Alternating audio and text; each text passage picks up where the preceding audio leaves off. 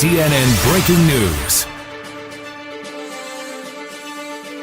La spéciale d'aujourd'hui, nous aurons trois nouvelles importantes. Nous commencerons par parler de quelques chiffres alarmants sur l'emploi informel qui se produisent ces jours-ci dans certaines villes de Colombie. Pour cela, nous avons Juliana du Centre d'information DANI. Pour notre section d'économie, aujourd'hui, on va parler de l'augmentation de l'informalité du travail en Colombie au premier trimestre 2021. La Direction administrative nationale des statistiques a rapporté ce mardi qu'entre janvier et mars 2021, l'informalité a atteint 47,8% dans les 13 villes et régions métropolitaines. Dans les 23 capitales, il était de 49%, ce qui représente une augmentation de 1,5 points de pourcentage par rapport à la même période en 2020, où il s'élevait à 47,5%. Le pourcentage dans les 23 capitales est très proche de la valeur la plus élevée enregistrée pour ce trimestre en un demi-décennie. Ainsi, dans les 13 villes, 4,7 millions de personnes auraient travaillé dans des conditions informelles et dans les 23 villes, 5,3 millions selon les chiffres de la DAN. Au premier trimestre de l'année, dans les 13 villes et régions métropolitaines, l'informalité était de 47,4% pour les hommes, alors que pour les femmes, elle était de 48,3%. Les villes avec le taux le plus élevé étaient Cúcuta, Sincelejo et Río Hacho. Et les villes avec le taux le plus bas étaient Manizales, Tunja et Medellín. Ce sont des chiffres inquiétants pour le pays. Malgré à quel point ces chiffres peuvent être alarmants pour l'économie colombienne et la protection des risques pour les citoyens, nous espérons qu'ils diminuent de plus en plus. Par dans le courrier international, Camila nous parlera de ce qui se passe aux États-Unis avec le virus COVID-19 et le vaccin qui a été appliqué à une grande partie de la population américaine. Bonjour. Maintenant, le sujet aujourd'hui. Les États-Unis sont-ils hors de danger face au COVID-19? Comme nous savons, les États-Unis sont le pays qui compte le plus de décès au monde avec près de 600 000 morts et plus de 32 millions de cas positifs actuellement.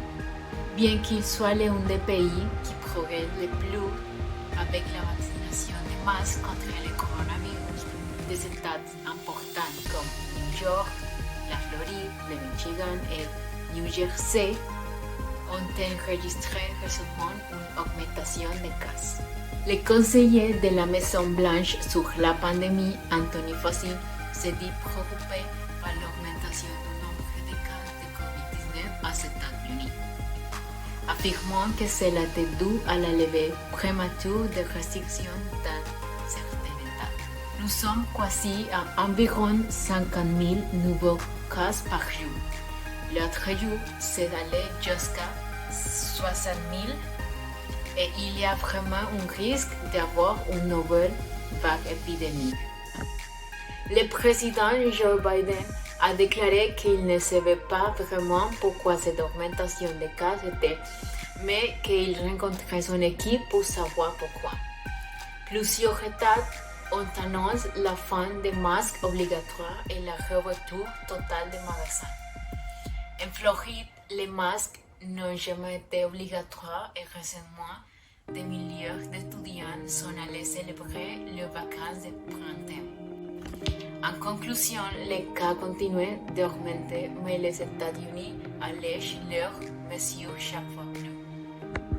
Enfin, nous avons Gabriel qui va nous raconter une histoire tendre qui replie nos corps d'espoir. Bien sûr, Viviana, nous rencontrons Tommy à l'orphelinat, située au sud de la ville, où pendant la nuit, les enfants ont vécu un épisode de terreur. Au devenir, nous allons voir.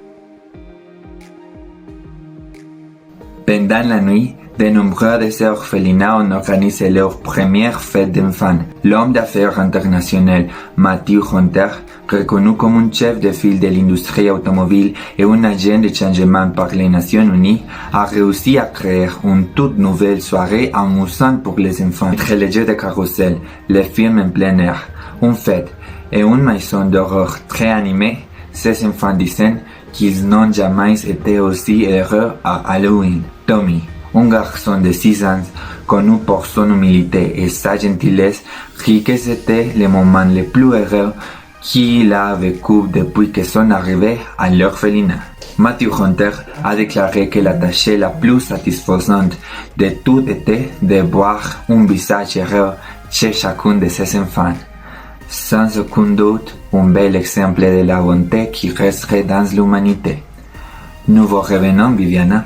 C'est vrai, Gabriel, et comme c'est bon et qu'au milieu de la solitude de ces enfants et peuvent ressentir, ils sont un moment d'émotion et de bonheur. Et c'est tout pour aujourd'hui et à la prochaine fois.